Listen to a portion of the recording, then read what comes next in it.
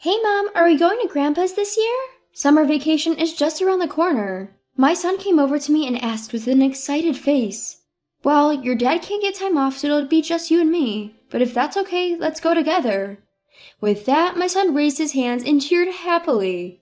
My name is Jessica, a working mom of 38, raising a child. I had been job hunting since my son was born, but luckily got rehired at my old workplace around the time he started elementary school, and I've been working mainly from home. My son has grown up, now in the 5th grade. I'm considering the next steps in my work life as well. My husband is 2 years older, at 40. He was an ambitious salesman when we got married, but changed jobs 3 years ago, forgetting the favors he owed his old company, supposedly because of a better offer. For some reason, his salary, which should have been increased, has decreased, and the conditions are worse than at his previous company with long hours of overtime every day. My parents live in the countryside at a rural farm in Nebraska, and my son has been watching farm work since he was little. Now he joyfully helps out whenever he goes to the countryside. My parents seem very pleased to be able to work in the field with their grandson and are always enthusiastic about teaching him. I used to be a little embarrassed that our home was a farm, but now I'm glad that this is where I grew up, and when I go back to the countryside, I help out in the fields again after a long time. My husband, having grown up in the city, dislikes the countryside, and whenever we go to my parents' place, he arranges work, even if he has to force it, as an excuse not to go. He seems to think I haven't noticed, but it's obvious. I'd like to spend about a week in the countryside this year. What about you? I asked my husband just to check. I'm busy with work. I plan on taking my vacation later in the summer. It's always the same. Well, I guess staying a week at your in-laws can be unpleasant. But my son is looking forward to it, so this year I took my son and went to the countryside for fun. Then I get contacted almost every day by my husband. Where's my change of clothes? What should I eat for dinner? It's always such things. I know my husband is not good at housework, so I prepared his clothes so he doesn't have to do laundry, and I've frozen meals and instant meals so he should be able to eat if he can use the microwave. He's a grown man, so if he doesn't like it, he can eat out or buy something. Despite telling him that, he kept asking me questions. It makes me want to tell him to give me back the precious time I've spent preparing for these unnecessary interruptions. When I get home, there are unwashed laundry, uncollected trash, and everything is in disarray. I can't help but sigh. I tried talking to my husband, but he simply responded, I was tired from work, can't be helped. Just as I expected. I usually work, take care of our son, and do house chores, yet how is it that he can't do anything, even his personal tasks, in just 1 week? I feel frustrated, but I can't bring myself to start a fight that's clearly on the horizon. A month later, our son, who had just returned from visiting our relatives in the countryside, seemed to have more moments of contemplation. I thought he might just be missing the family he had stayed with. When I asked him why, his answer was surprisingly mature. Grandpa and Grandma seem to be struggling with their farm work. I wish there was an easier way for them. Apparently he was concerned about his grandparents. I was touched by his empathy and felt proud of his growth. Later, during a rare visit to the office, I had a casual chat with the boss and mentioned this conversation. My son was worried about his grandparents who work in the fields. My boss seemed intrigued by my comment. Apparently, they were planning to apply our company's technology to agriculture and start a new project. Despite being a small company, we have developed various products. They want to introduce those to agriculture. In other words, to implement IT solutions in farming. They were looking for farms willing to collaborate for a pilot project, so I immediately talked to my parents, agreed to assist, and they decided to participate. Since then, there's been a new spark in my life. The nature of my work has shifted from mundane tasks to creative ones. The prospect of helping my parents and the excitement of coming up with new ideas keeps me exhilarated. I suppose I look just like my son, who's eager to go visit the countryside again. This is the kind of work I've always wanted to do. Seeing me like this, my husband, misinterpreting my enthusiasm, asked me in a bad mood, Are you having an affair or something? Excuse me? Taken aback by his outrageous question, I let out a surprised squeak. I had to explain the situation to him again. It's not an affair, I'm just enjoying my work. I've discussed it with my husband, but his response has always been nonchalant, just an, This time, however, he surprisingly smirked and dismissively said, You're turning into a farmer now, huh? I was annoyed by his condescending attitude towards farming and rural life. But thinking it's best for our son to have both parents, I've never considered separating from him. But life's turning points can't come out of the blue. A few months later, I ended up leaving my job to start my own venture. I found that there were more things I wanted to do on my own, and after discussions with my company, it was decided that I would go independent but still collaborate with my current company. I had been talking to my husband about it for a while, but when it actually came to leaving my job, a big incident occurred. I approached my husband when he got home from work. Welcome home. Just like I told you, I quit my job today. I reported to my husband again just to be sure. Suddenly, he gave me a stern look. What? You really quit? Why? You're going to be a bum? Huh? I almost blurted out the same words as my husband. Hadn't I been talking about this all along and hadn't he been listening? Who's quitting work? Listen, I've been telling you this for a while. I'm not going to stop working. I'm going independent. Going independent? That's just a fancy excuse, isn't it? Even up to now, you've just been lounging around at home with your laptop open. I can't even tell if you're working or playing. You're just saying you're going independent so you can play on your computer and feel like you're working, right? Did my husband just say something outrageous? I wonder if the reason why working from home is not understood is because there are a certain number of people who think like this. Playing? I am properly working. I prepared to argue back, ready for a fight. I understand why you might feel that way, but I've been working properly, doing housework in between, and I don't think I've ever slacked off on my work, housework, or child rearing, have I? Since you're at home, it's only natural that you do the housework and child rearing. It's your job. I let out a sigh at his words.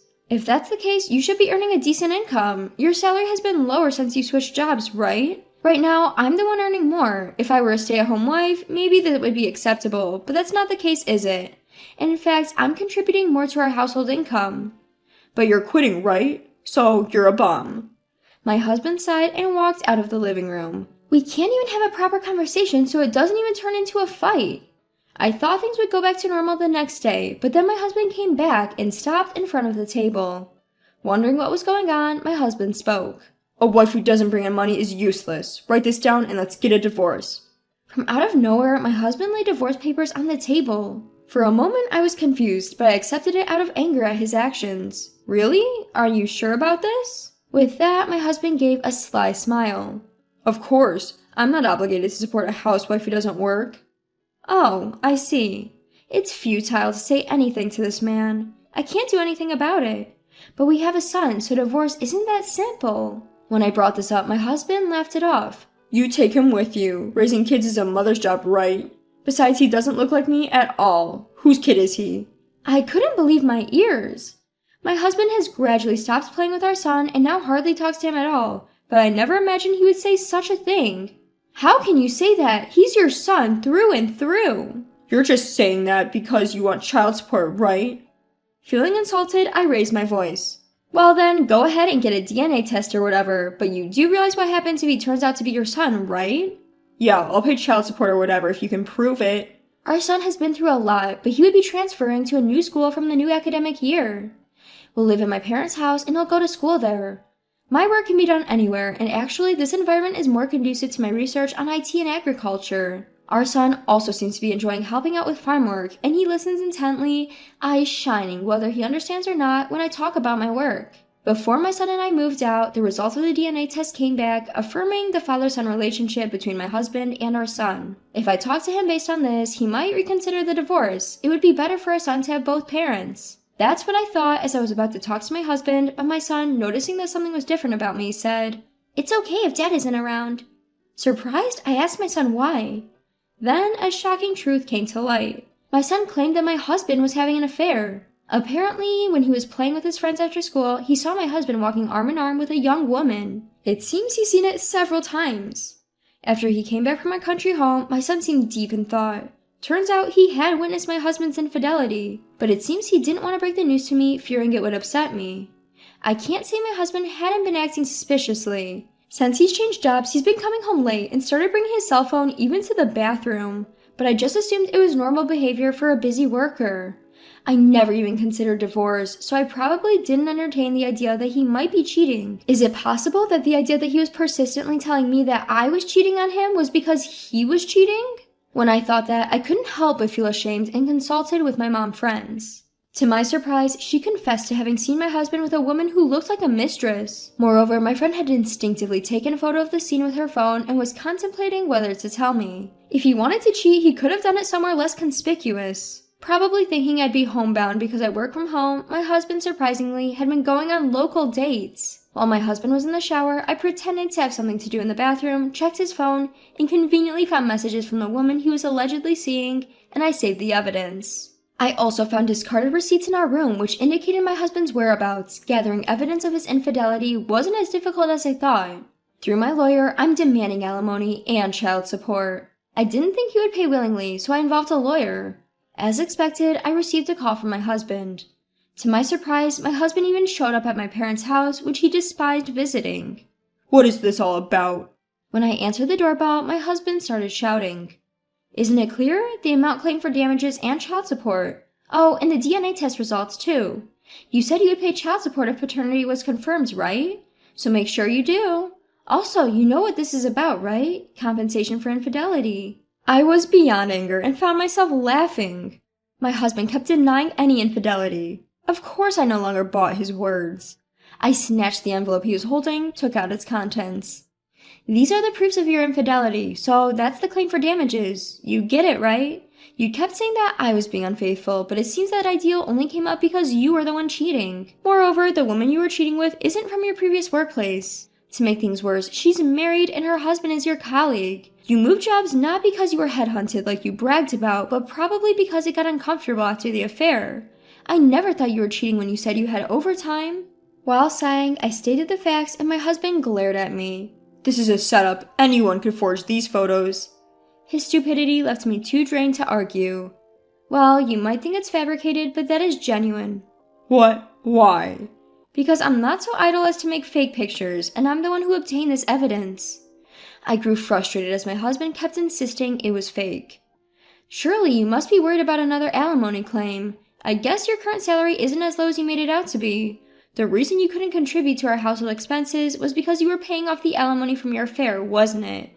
I knew something was off. You were secretly making payments from your salary to the ex-husband of your mistress, weren't you? Well, that sure would drain your money, but don't worry, you'll be paying again this time around. It seemed as though he and his mistress believed they were fated partners who had mistakenly married others. If that were the case, he should have just divorced me, but I guess he didn't want to divorce me because he knew he would have less disposable income. This time, my husband was so adamant because he genuinely thought I had cheated in the past and that our son wasn't his. That it was really his son. Hadn't his wife been having an affair? That was what the mistress had manipulated him into believing. Considering he could doubt me based on such claims, it's definitely the right decision to get a divorce. Anyway, we're getting divorced. We're already living separately, so there shouldn't be any issues. My husband's expression hardened at my words, but I just laughed it off. Oh, I suppose there might be one issue. You're probably having a tough time maintaining the house, aren't you? You can't even use the washing machine or take out the trash. But you'll be evicted if you let it become a dump, so you better clean up. I have no desire to return to such a place. I won't be returning to that house. Do your best with your mistress. Oh, and I want the alimony and child support in one lump sum. I don't want to deal with unpaid installments. Even if you have to get into debt, you should pay it off first. Thank you. Hey, wait. Despite the desperate look on his face and the cries in the hallway, when he realized no one was paying him any attention, he dejectedly walked out, got into his car, and drove off. Apparently, he was surprisingly upset by the fact that it was proven that our son was indeed his. I guess he lost faith in his mistress, who kept insisting that they weren't related. The divorce with my husband was finalized smoothly after that.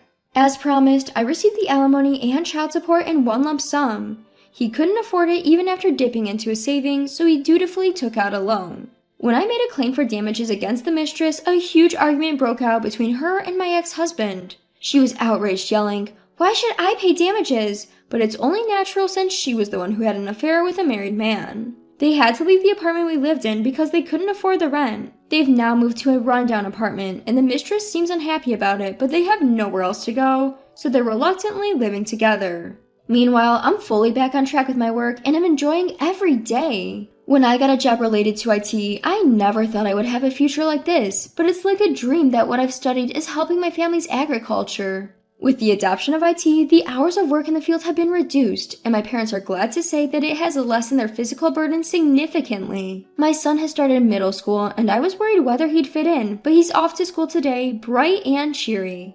He still loves spending time in the fields, but he's also shown an interest in my work, and recently, he started asking me to teach him how to use the computer. I know it might seem like I'm a doting parent, but I can't help but look forward to the future.